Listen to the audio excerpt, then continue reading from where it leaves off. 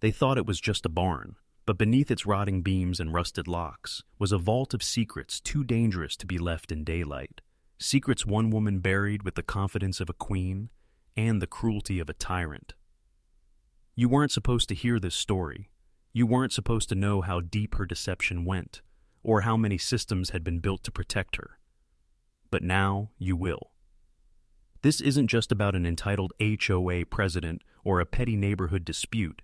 This is about how power infects the human soul, how institutions built to serve quietly become tools of domination, and no one notices, until someone, somewhere, pulls the wrong thread.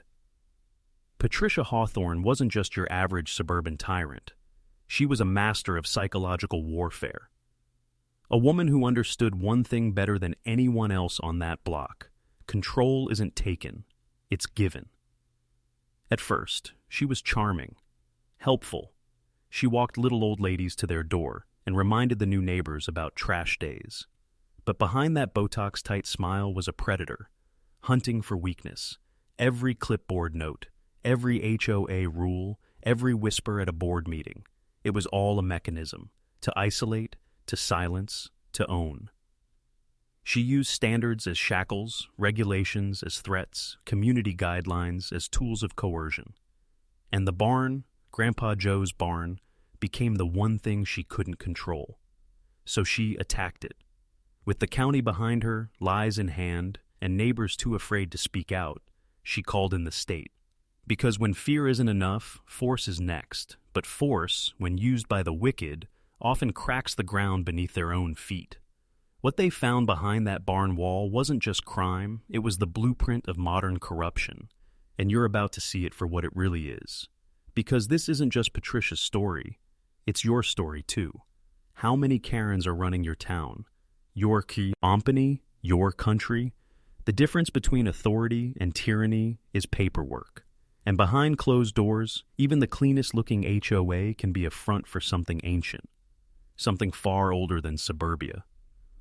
Welcome to the hidden world of manipulation. The question now isn't what she did.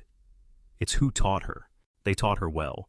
Not in a classroom, but in the silence of boardrooms, the cold smiles at charity galas, the locked-door meetings where no minutes are ever taken. Patricia wasn't born corrupt. She was groomed by the system.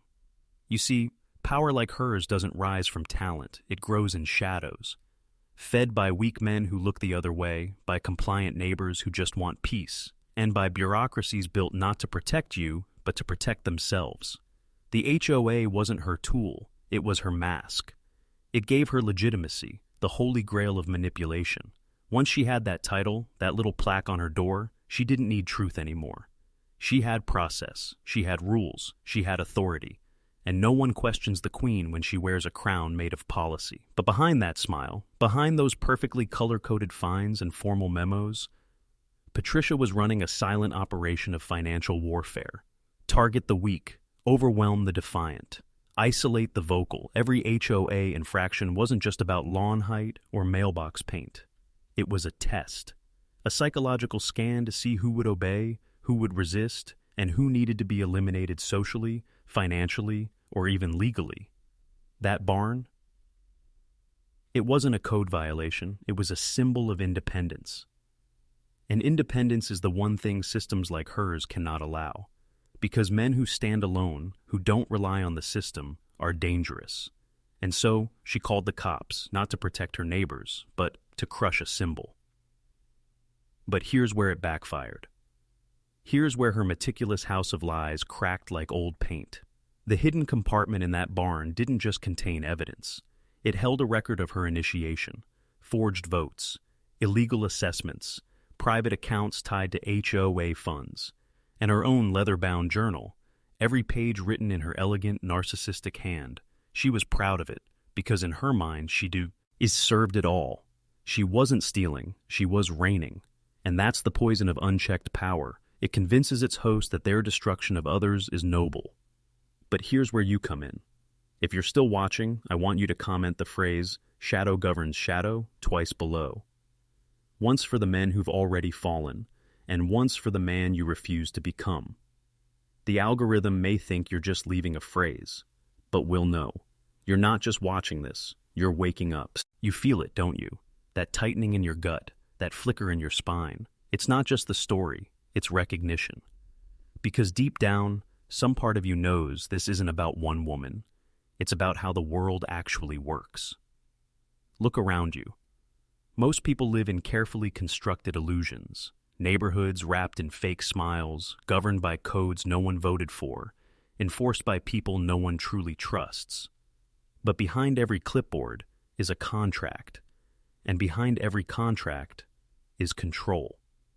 Patricia wasn't unique. She was a symptom, a small node in a much larger web, a local queen in a kingdom of psychological manipulation, built not by monsters, but by bureaucrats. The HOA was her crucible. But the formula is ancient. Create a closed system. Fill it with language the average man won't read. Design layers, policies, amendments, clauses. Then declare that compliance is peace. You've seen it before. At the DMV, in banks, in courtrooms. And now, even in your own home. Rules without empathy. Punishments without crime. Authority without consent. And when someone resists, they're labeled difficult, dangerous. Not a team player. Sound familiar? It's not about property lines. It's about psychological territory. Because once you control a man's perception of reality, you don't need to chain his body. You've already shackled his mind. That's what Patricia mastered. She didn't just forge documents. She forged identity. She rewrote her own status from suburban nobody to unchallengeable enforcer. She used your silence as her weapon, your neighbor's fear as her fuel, and that's the most terrifying truth. The system doesn't need tanks or soldiers. It just needs a woman with a clipboard, and a title, and your obedience. When Officer Daniels opened that first crate, he didn't just find paper. He found the architecture of delusion, years of fabricated consent, dozens of lives altered by one woman's greed, masked in civic language. But here's what they don't want you to realize. This wasn't just HOA corruption. This was the pattern.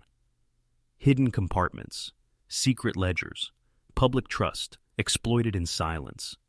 And if it can happen here, on a quiet street, in a quiet town, what do you think is happening on levels you never see? What if this isn't the exception? What if this is the blueprint? You've been living in a story someone else wrote. Every form you signed, every policy you followed, every quiet moment where you thought, this doesn't feel right, but said nothing, was part of the program. You think Patricia was the author? No, she was just reading from a script, one written decades ago, maybe centuries. She just had the audacity to play her part too loud. And the system?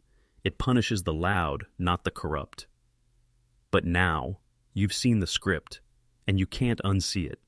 That barn, rotting and forgotten, was a tomb for truth, until someone knocked too hard and heard the hollow sound of a lie waiting to be exposed. Those crates held more than paper. They held evidence of design, not accidental corruption, intentional manipulation. Each document forged, each signature faked, was a ritual, a symbolic act of dominance. Why do you think she kept a journal? Because she wasn't just covering tracks. She was worshiping her control, like a priestess in a silent cult of compliance. She believed in it, in the system's power to erase resistance, in her ability to bend truth to her will. And worse, it worked. For nearly a decade, she owned that neighborhood. Not with guns, not with violence, with paperwork. Her victims weren't just homeowners. They were offerings, sacrifices made in exchange for more power, more silence, more obedience. Think of the families who paid fines for crimes that never happened. The elderly couple who sold their home under threat of foreclosure. The father who missed a payment and lost everything. All while Patricia walked free, sipping wine on a cruise, bought with their pain. And still, no one asked questions. Because the system makes doubt feel like betrayal. It makes the truthful look insane. Understand this. There is no justice in these systems, only equilibrium. And the moment someone disturbs that balance, like the day those officers open that wall, the system doesn't try to correct itself. It tries to protect itself. You were never meant to know this. You were meant to mow your lawn, pay your dues, wave at your neighbor, and die without ever realizing. You were never free. But now that you know, what will you do? The moment truth sees daylight, the system retaliates. It doesn't apologize. It doesn't correct itself. It punishes exposure. When Patricia's secrets came to light, the neighborhood didn't cheer. Not at first. They froze. Because that's what happens when the illusion breaks. People don't feel free. They feel afraid. The barn, once just an eyesore, became a crime scene.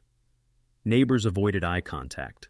Some even whispered that maybe Patricia had a point, as if speaking against her was more dangerous than everything she had done. That's how deep the programming runs. Men who spent years quietly hating her suddenly questioned whether she really meant harm. Because challenging the abuser means questioning everything you believed about safety. You've seen it before. In churches, in governments, in corporations. Expose the lie, and suddenly you are the threat. But here's where the story turns. You see, the system isn't just external, it lives inside people. The HOA wasn't just paper and policy, it was Patricia's belief that she was entitled to rule. It was her neighbor's belief that they were safer not asking questions. It was the officer's belief that paperwork outranks instinct. This is how civilizations fall in slow motion, not from invasion, but from the quiet death of truth. And if this happened in a sleepy neighborhood, imagine what's buried in your city council's archives, your local school board, your property tax records. How many hidden compartments are waiting to be discovered? Patricia's downfall wasn't just about her crimes. It was about what her crimes revealed. That the very institutions meant to protect you can be hijacked by anyone willing to wear a smile, speak in polite terms, and never blink when they lie. She didn't steal money. She hacked identity. She rewrote what it meant to be a good neighbor, a community leader, a public see. Revant. And once the language is rewritten, so is reality. But let me warn you, if you start pulling these threads, if you dare to look behind the next false wall, the system will not thank you. It will try to erase you, because truth is the ultimate destabilizer, and men who speak it out loud are dangerous. Ready for the final descent. When the mask falls, when the evidence is undeniable, the system doesn't confess. It sacrifices. Patricia wasn't arrested because they cared about justice. She was removed because she became a liability. Her journal, her fake fines, the forged votes and missing funds, they weren't shocking to the institutions watching. They were inconvenient. You think this was the first time? No. This was the first time someone documented it in a way that couldn't be ignored. They let her run unchecked for nearly a decade. Because in their eyes, her crimes weren't crimes. They were efficiency. She made people comply. She kept the streets clean. She collected the money. And she did it all with that polished smile of polite tyranny. It's only when the public saw it, when the crowd gathered and the cameras rolled, that the gears began to turn.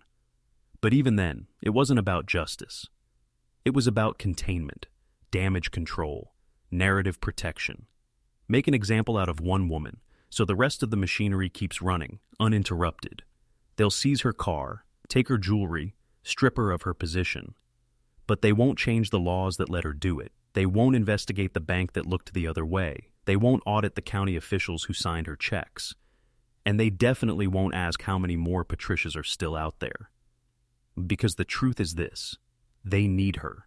The system needs enforcers who look like neighbors, needs tyrants who wear heels instead of uniforms, needs the illusion of order built on quiet fear. But now, you've seen the blueprint, you've watched it unfold, and you understand. What happened in that barn is not a one-time scandal. It's a ritual, an ancient one, where the powerful prey on the obedient, where truth is hidden in boxes and control is sealed behind polite words and polished smiles. But here's the final secret. Once you see the machinery, once you realize the fence was never built to protect you, but to pen you in, you don't go back. You become something else, something they fear. You become a man who sees through masks, a man who questions the clipboard, a man who walks into the barn and checks the walls. Now type it once more in the comments. Shadow governs shadow. Not for the algorithm, for you. Because once you say it twice, you stop being a bystander and start becoming a threat. And brother, They have no defense for a man who's awake.